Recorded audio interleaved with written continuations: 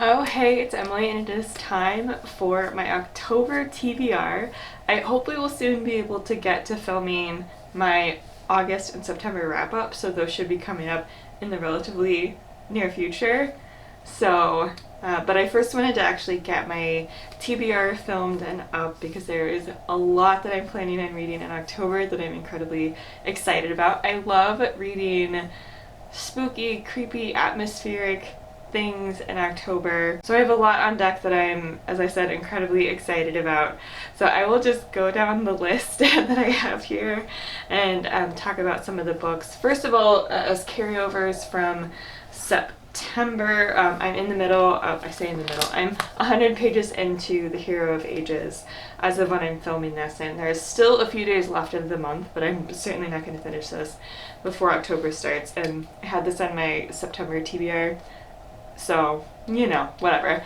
So this will be carrying over into October.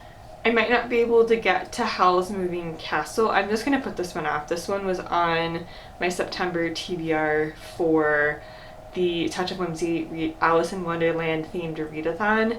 I might not get to that one. It's fine. I'll still fulfill all of the prompts for that one, so I might just read that one at a different point. But everything else on my TBR I should actually be able to get to. So now for October, so one of the things on my list is The Guest List by Lucy Foley.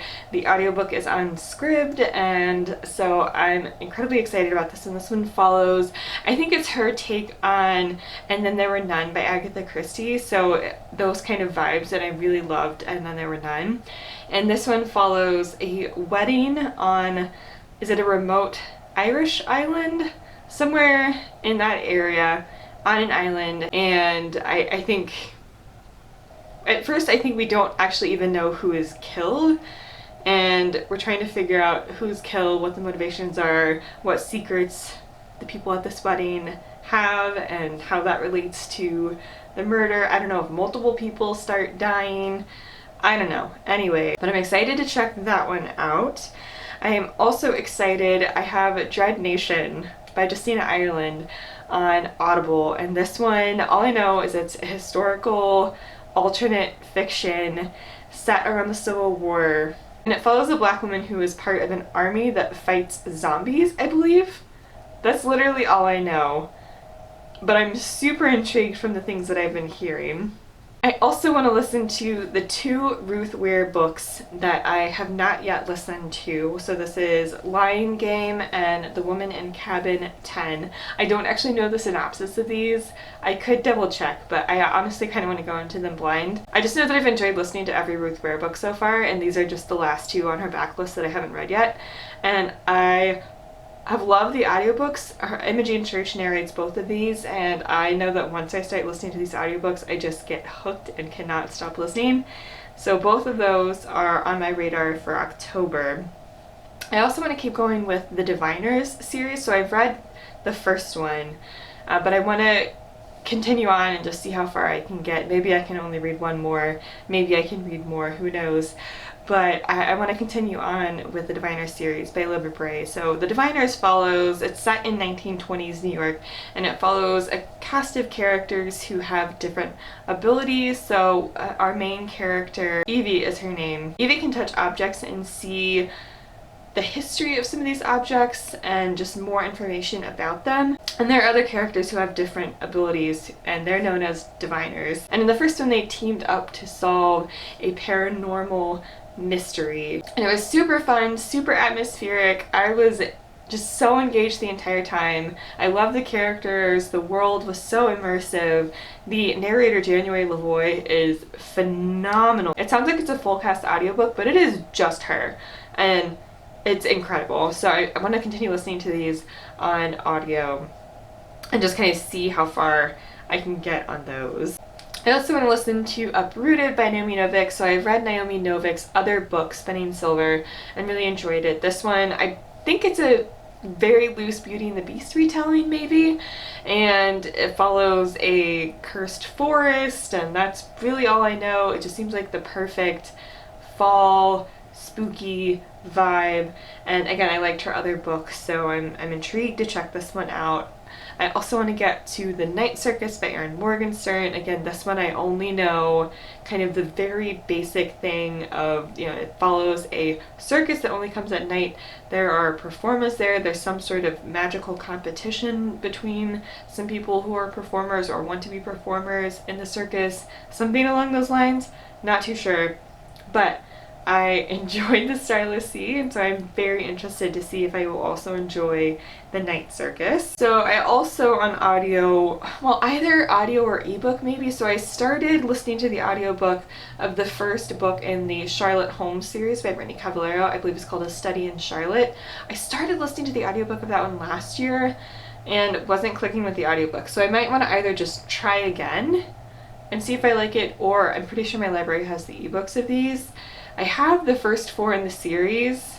I believe I have the first 4 in the series physically in my apartment in Arlington, and so I was planning on reading that series sometime in the fall, and so, you know, we'll see if I can get to returning to that series either through ebook or potentially audiobook and trying that again. So it's a lot of audiobooks to have on deck. So in addition to finishing Hero of Ages and finishing the first Erin Morgenstern series, there were a couple of fairy loots that actually I was saving for around this time because they seemed like the perfect October books. One of those is Bone Crier's Moon by Catherine Purdy. So this one follows bone criers, and I believe these are people with the ability to kind of ferry the souls of the dead between the world of the living and the world of the dead. And in order to actually be able to do this and use this magic, they need to sacrifice their one true love. So I think you follow 3 characters. One is a bone crier, one is her one true love, and so they're kind of in that cycle. Something goes wrong with the bone crier killing her one true love. There's a 3rd character who is the bone crier's friend, and I believe the bone crier is kidnapped and her friend needs to save her or something.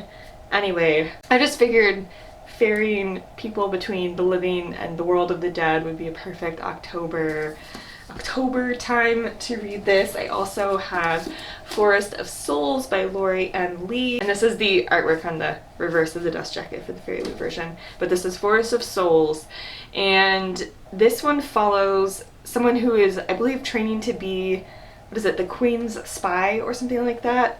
Her friend is killed and she is somehow able to bring him back from the dead, and she realizes that she is the only known soul guide in living memory, and this kind of becomes revealed when she brings her friend back from the dead, and so that kind of sets off a whole series of events. Somehow a spooky forest is involved.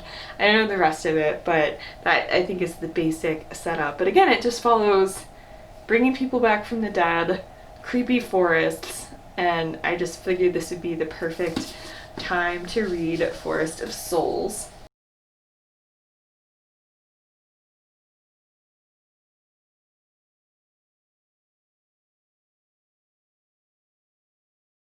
So those are my plans for the month of October. We'll see how much I can actually get to, or how much I'm gonna have to carry over into November, or what I just, you know, will put off until around this time next year potentially.